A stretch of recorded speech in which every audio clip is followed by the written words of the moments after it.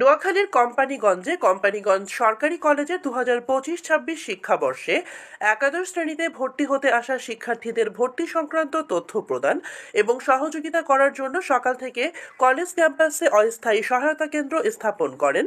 আগত শিক্ষার্থীদের সেবা প্রদান করতে দেখা যায় কোম্পানিগঞ্জ সরকারি কলেজ ছাত্রদলের নেতাকর্মীদের।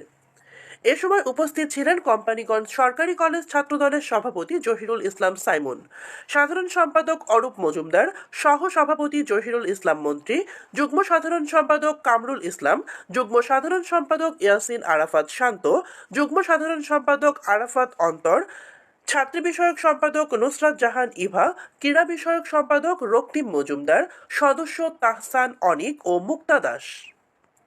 এ সময় ছাত্রদল নেতাকর্মীরা আগত শিক্ষার্থীদের ভর্তি সংক্রান্ত সকল তথ্য, ফর্ম পূরণ ও অভিভাবকদের বসার স্থান এবং কোমল পানি জুস বিতরণ করতে দেখা যায়।